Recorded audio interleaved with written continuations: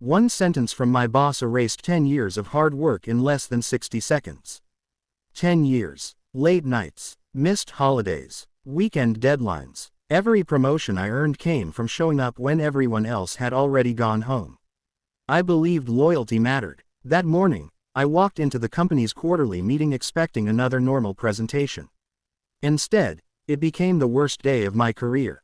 My name is Thaddeus Bennett, and I have spent the last decade helping build one of the fastest growing technology companies in the city. As senior project manager, I led some of our biggest client accounts. My team trusted me, clients respected me, and I honestly believed I had found a company where hard work would always be recognized. Then our biggest project failed. A software launch had been delayed after critical system errors appeared only hours before delivery. The entire executive team called an emergency meeting. Every employee was there. Major clients joined through live video. Investors watched from the front row. The room was silent as our CEO, Victor Langford, walked onto the stage. At first, he spoke calmly. He thanked everyone for attending. Then he stopped. His eyes locked onto me. The reason this project failed, he said, is because one manager failed to do his job. My stomach dropped. Victor pointed directly at me.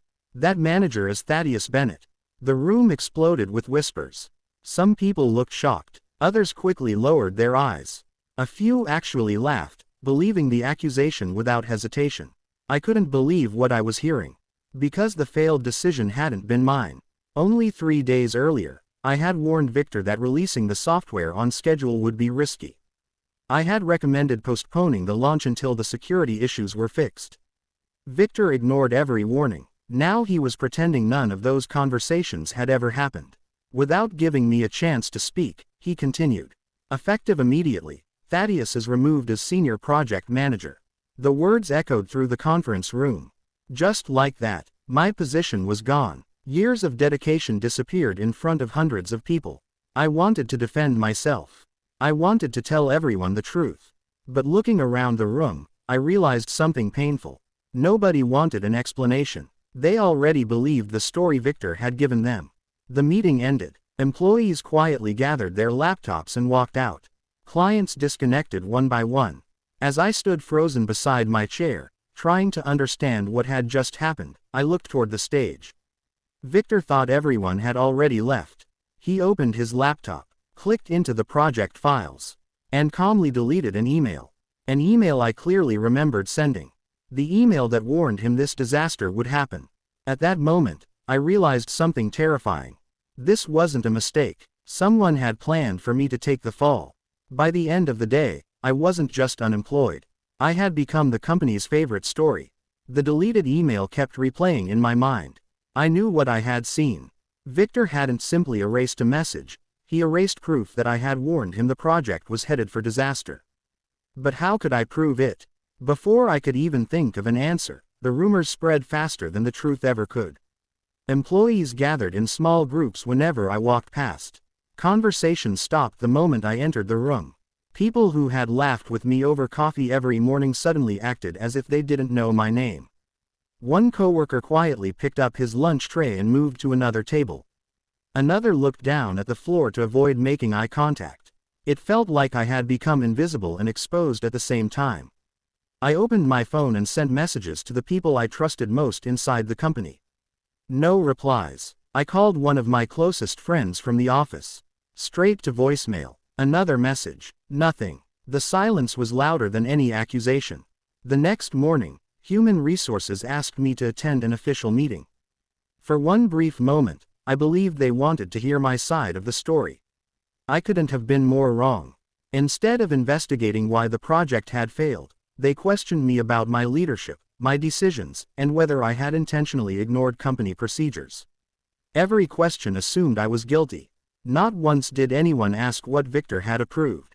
Not once did anyone mention the email I had sent warning him about the risks. The investigation wasn't looking for the truth. It was looking for someone to blame. As I left the HR office, frustration gave way to something else. Clarity. This wasn't a simple misunderstanding. Too many things had happened too quickly.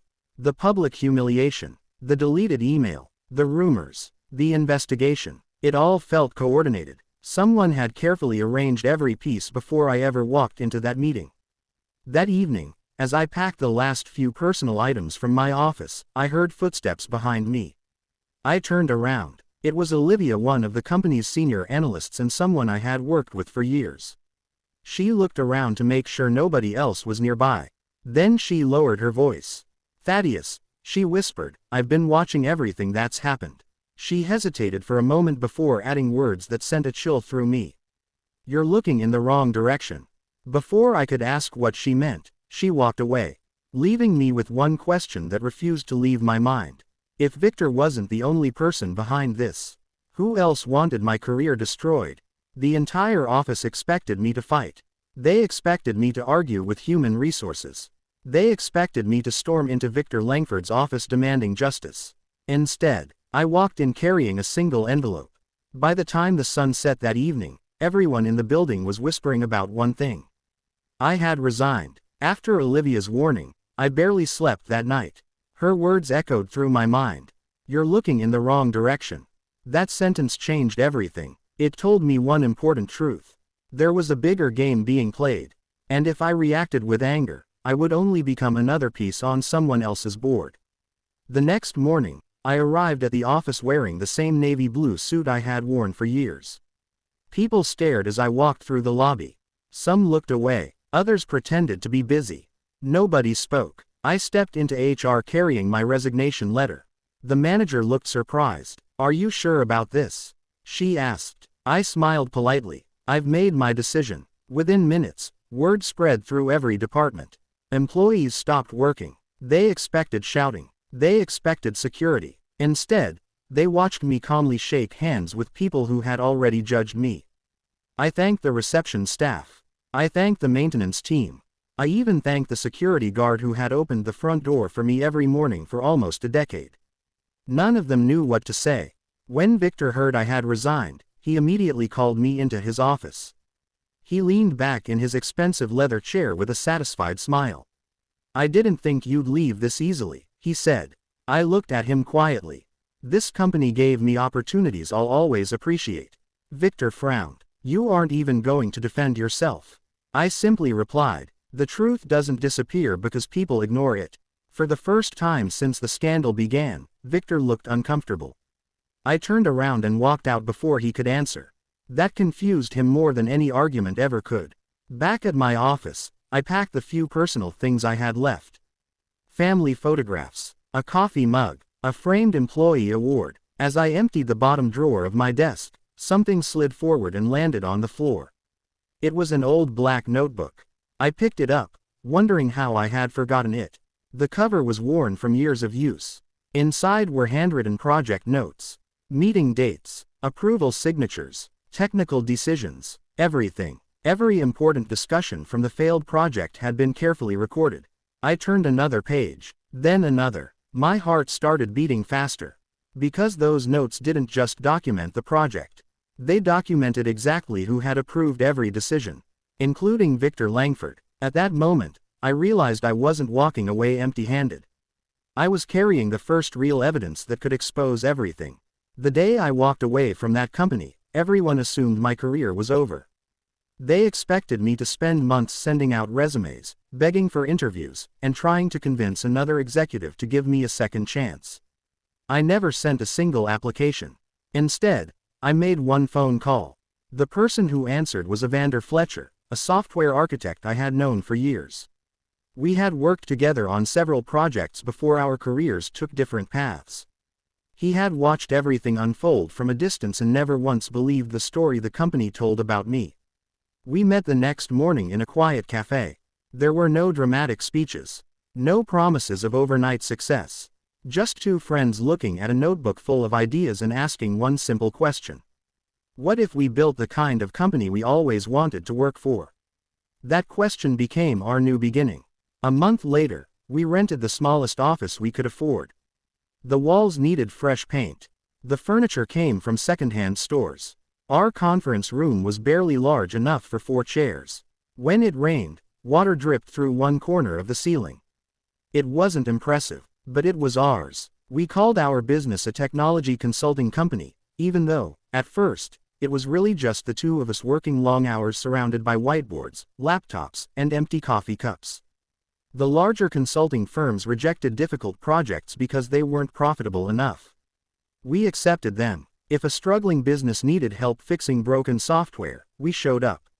If a nonprofit organization couldn't afford expensive consultants, we found a solution anyway. If a small company had been ignored by everyone else, we listened. Slowly, something unexpected happened. People noticed, not because we had the biggest office, not because we spent money on advertising. They noticed because we treated every client like they actually mattered. One satisfied customer recommended another. Then another. The tiny office that once felt too quiet suddenly became busy. Our calendar is filled with meetings. Phones started ringing every day. For the first time since leaving Victor's company, I stopped thinking about everything I had lost. I started focusing on everything we were building. Late one Friday afternoon, our email notification sounded. Evander opened the message and stared at the screen without saying a word.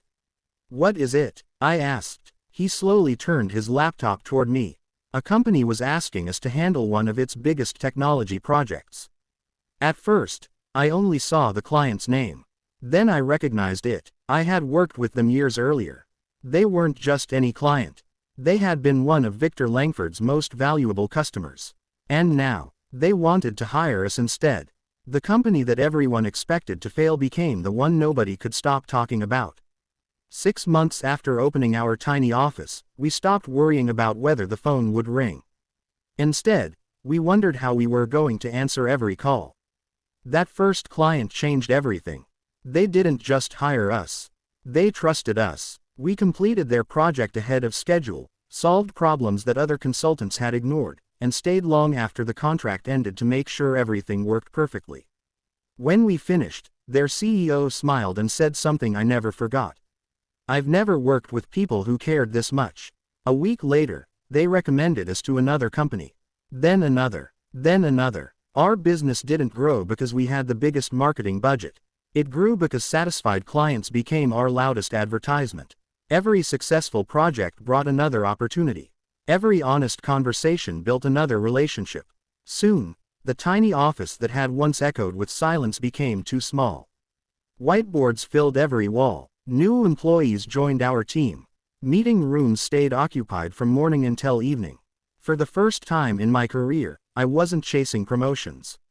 I was building something that belonged to all of us. Evander often laughed whenever he looked around the office. Remember when we thought we couldn't even afford better chairs?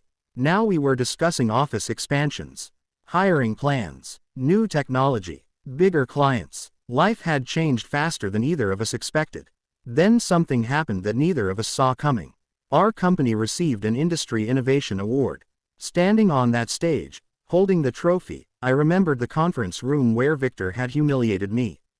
Back then, people applauded while my career fell apart. Now, they applauded because we had earned their respect.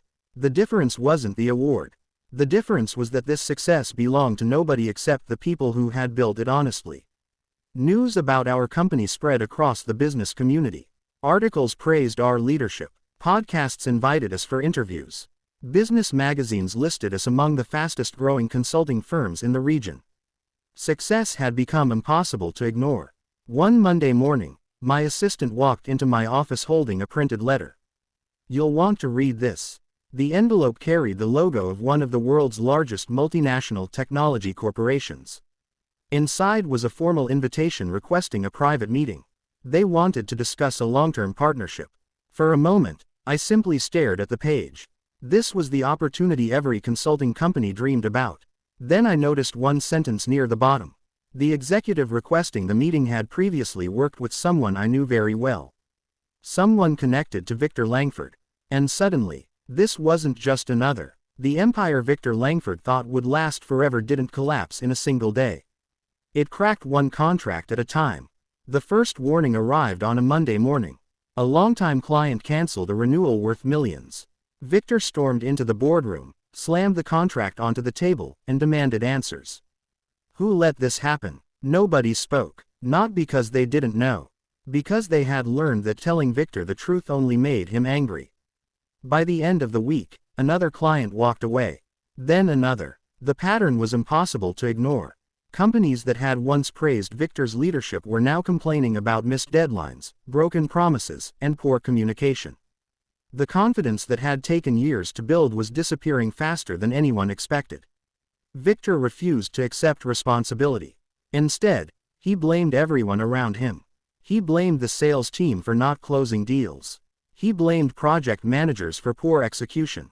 He blamed customer service for unhappy clients. Every meeting became another search for someone else to punish. Employees began leaving almost every week. Some quietly submitted resignation letters. Others packed their desks without saying goodbye. The office that had once been full of energy now felt cold and uncertain.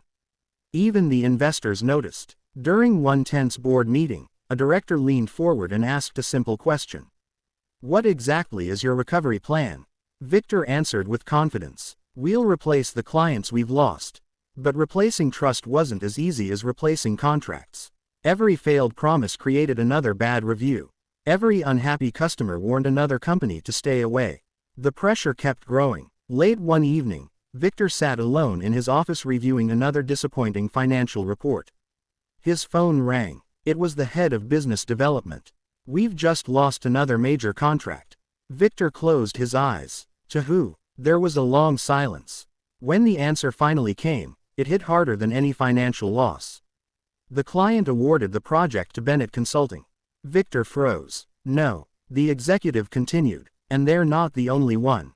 He opened another report. One after another, company after company, the same name appeared beside nearly every contract his business had failed to secure. Bennett Consulting, the company founded by the man he had humiliated in front of the entire office. Victor slowly leaned back in his chair. For months, he had convinced himself that Thaddeus would disappear after leaving the company.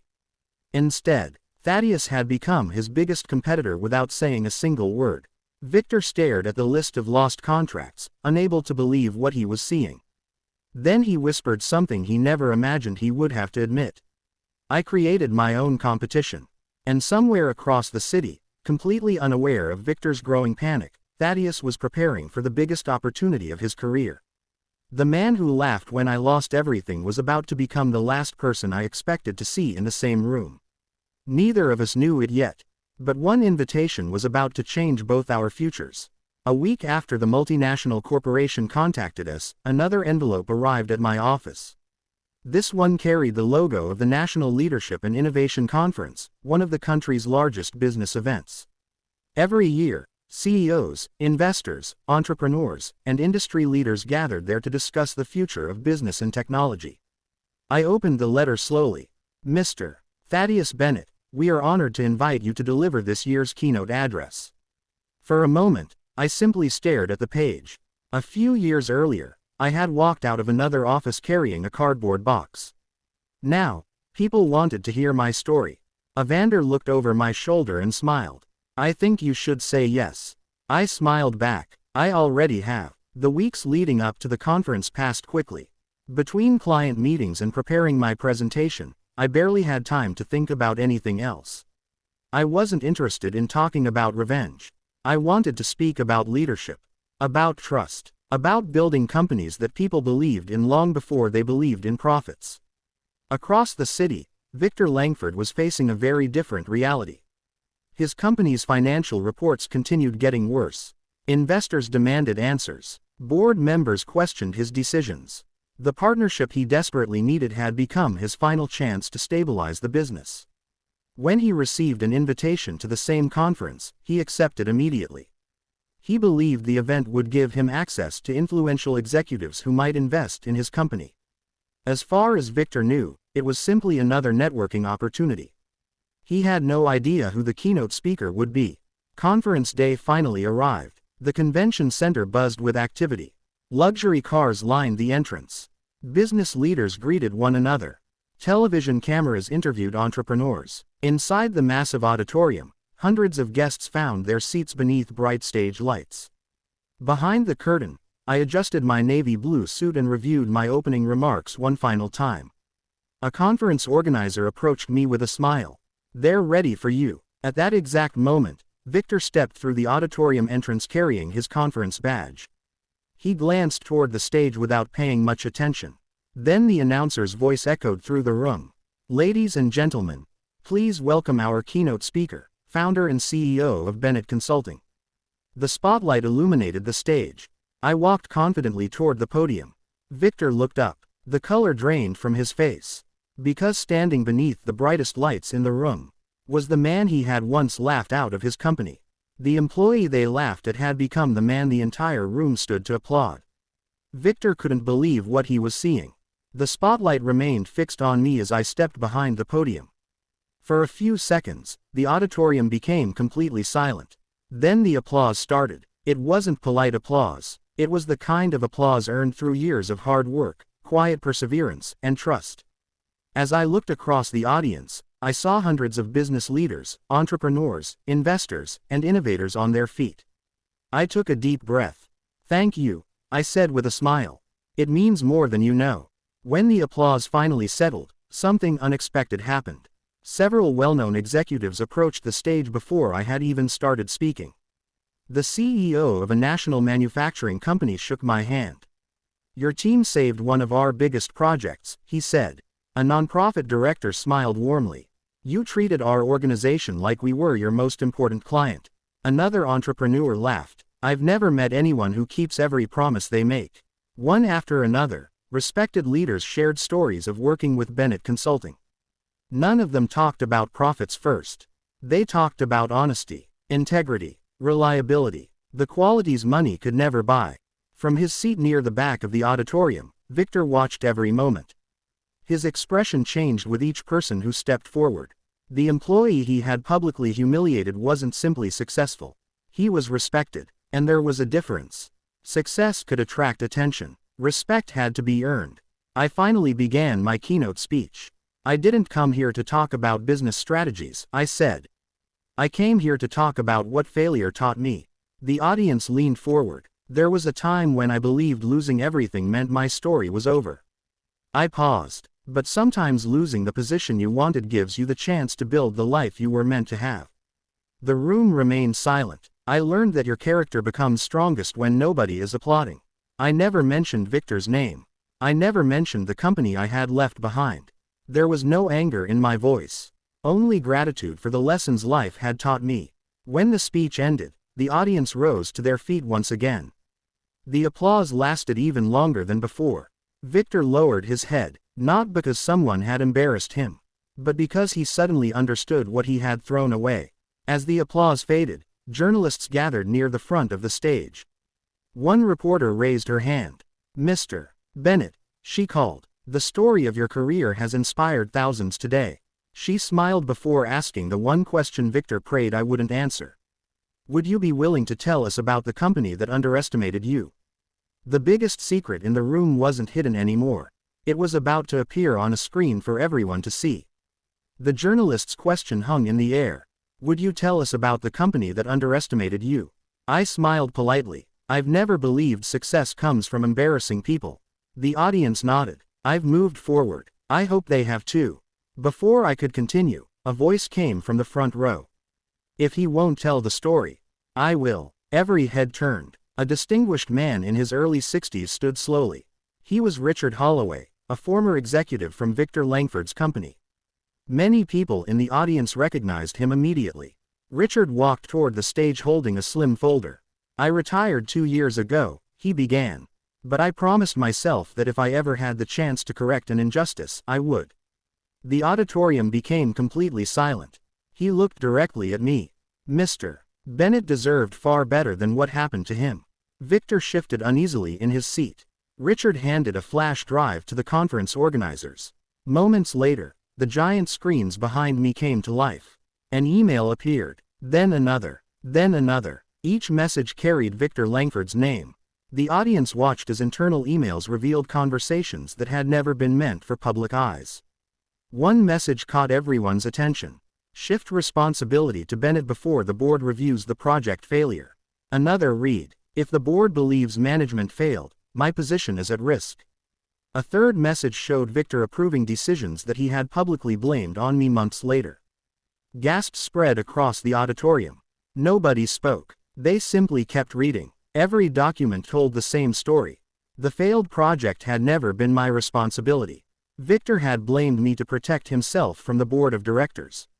Years of manipulation, hidden decisions, false accusations. It was all there. No dramatic speeches were needed. The truth spoke for itself. I remained standing quietly beside the podium. I didn't smile. I didn't celebrate. Because this wasn't a victory built on revenge. It was a victory built on facts. Across the room, Victor's confidence disappeared. Executives who had greeted him earlier quietly stepped away. Investors exchanged concerned looks. Business leaders who once admired him now questioned everything they thought they knew. His reputation wasn't collapsing because someone attacked him. It was collapsing because the evidence couldn't be denied. The conference moderator slowly addressed the audience. I believe today's presentation has answered more questions than any of us expected. At that exact moment, Victor's phone began vibrating. He glanced at the screen. His face turned pale. The caller ID displayed only 3 words. Board of Directors. He answered with trembling hands. Before he could say a single word, the voice on the other end spoke. Victor, you need to come in immediately. And judging by the tone, this wasn't a meeting, it was a reckoning. The man who once controlled every meeting lost his own office before the week was over. No one pushed him out. His own decisions did. The morning after the conference, the company's board of directors called an emergency meeting. This time, Victor Langford wasn't sitting at the head of the table with confidence. He sat alone, surrounded by people who had already seen the evidence. No raised voices, no dramatic arguments, just facts. The internal investigation confirmed everything the emails had revealed. Project records had been altered. Responsibility had been shifted. Employees had been blamed for mistakes made by senior management. Most damaging of all, Victor had knowingly misled the board to protect his own position. One director quietly closed the investigation file. I don't think there's anything left to debate. Another nodded. The company cannot move forward under your leadership. Victor looked around the room, hoping someone would defend him. Nobody did. The vote was quick, unanimous. By the end of the meeting, Victor Langford was officially removed as Chief Executive Officer. News spread through the business community within hours. Financial media reported the leadership change. Investors announced they would only continue supporting the company under new management. Several major clients, who had been waiting for accountability, agreed to reopen negotiations with the business. The company finally had a chance to rebuild, not because everything had been fixed, but because the truth had finally been accepted. Meanwhile, I watched the headlines from my office without celebration. Evander looked at the news on his phone and smiled. I guess that's the end of Victor. I slowly shook my head. No, it's the beginning of whatever he chooses to become next. Success had taught me something important. Winning doesn't always require watching someone else lose. Across the city, Victor quietly packed the same executive office where he had once made people fear him. The walls looked different now. The expensive desk, the leather chair, the awards hanging behind him. None of them could protect him anymore. For the first time in years, there was nobody left to blame. Not his employees, not the board, not the market, only himself. He finally understood a lesson that many leaders learn too late. Power built on fear may impress people for a while. But trust is the only thing that keeps people following you when the difficult days come. Late that afternoon, my assistant knocked gently on my office door. There's a message for you. She handed me a small note. I unfolded it and read just one sentence. Victor Langford is requesting a private meeting. No lawyers, no reporters, no board members, just the 2 of us. I looked out the window for a long moment. Some conversations can change everything. And I had a feeling. This was about to be one of them. The apology I waited years to hear no longer had the power to change my life. That surprised Victor more than anything else. We agreed to meet in a quiet cafe away from cameras, reporters, and curious business executives. There were no lawyers, no board members, just 2 men sitting across from each other, carrying very different versions of the past. Victor looked older than I remembered. The confidence that once filled every room had been replaced by quiet humility. For several moments, neither of us spoke. Finally, he broke the silence. I'm sorry, The words came slowly, as though they had taken years to find their way out. I blamed you for my own mistakes. He lowered his eyes. I humiliated you because I was afraid. I listened without interrupting. Victor took a deep breath. You were talented. You earned people's respect. And instead of helping you grow, I saw you as someone who might one day replace me. He gave a tired smile. Jealousy made me forget what leadership was supposed to look like. There was no anger left in his voice. Only regret. When he finished, he looked at me as if waiting for a sentence that would finally decide his future. I leaned forward. For a long time, I said quietly, I believed losing that job was the worst thing that could happen to me. I paused, but looking back now, it was the moment that forced me to discover who I really was. Victor nodded silently. I spent years trying to prove you were wrong about me. I smiled gently. Then one day I realized something. I no longer measure my life by the opinions of people who never valued my character. The words settled between us. Not as an attack, but as the truth. Victor reached into his briefcase and placed a folder on the table. The board asked me to make you an offer. Inside was a proposal inviting me to return as the company's new chief executive officer. The salary was extraordinary. The benefits were even greater. I closed the folder and slid it back across the table. I'm honored. But no. Victor looked surprised. You don't even want to think about it. I shook my head. I already built the future I was searching for. I'm not interested in going backward. I stood and offered my hand. I truly hope you find peace, Victor. And I hope you become the leader you wanted others to believe you were. He accepted the handshake. For the first time, there was no bitterness between us. Only understanding. As I walked toward the door, Victor called after me. If you're not coming back, what's next for you? I turned with a quiet smile. There has always been one dream bigger than building a successful company. I've just been waiting for the right time to make it real. Victor watched silently as I walked away. He had no idea. The biggest chapter of my journey hadn't even begun. The greatest victory of my life wasn't building a successful company. It was making sure someone else never had to go through what I did. Months after my conversation with Victor, Bennett Consulting continued to grow. New clients arrived every week. Our team expanded. Our reputation reached places I had never imagined. But something inside me kept asking a different question. What is all this success for? One evening, while speaking at a university leadership event, I stayed behind to answer students' questions. One young man waited until everyone else had left. He looked nervous. I was publicly blamed for a mistake at work, he said. I've been thinking about giving up. His words stayed with me long after I drove home. I realized there were thousands of people carrying invisible wounds just like I once had. Not everyone needed another business consultant. Some needed someone to remind them not to quit. That was the moment a new dream was born. Instead of opening another office, I opened something far more important.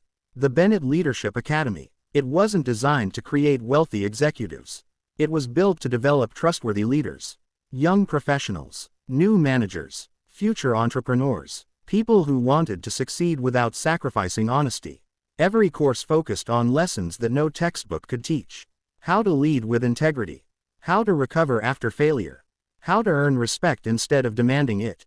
How to stay true to your character when success finally arrives. Watching those students grow became more rewarding than signing any contract. Some started businesses. Others became respected leaders inside their companies. Many returned years later simply to say thank you. That became my greatest achievement. Not awards, not profits, not headlines. People. One afternoon, Evander looked around the academy filled with students and smiled. You know, he said, this is bigger than the company. I smiled back. It was always supposed to be. Sometimes life gives you success. Sometimes it gives you purpose. If you're fortunate enough, you discover both. Looking back, I no longer remembered my career as a story about humiliation. I remembered it as the beginning of becoming the man I was always capable of becoming. Victor's opinion no longer shaped my future. Neither did anyone else's. Because confidence built on character cannot be taken away by criticism. As I watched another class of future leaders walk through the academy doors, one thought filled my mind. The strongest comeback is never about proving your enemies wrong. It's about becoming the person you were always meant to be. And if my journey taught me anything, it is this. Humiliation can shake your confidence for a moment. But it does not decide your future. Your choices do. Your character does. Your perseverance does. Protect those, and no setback will ever have the final word.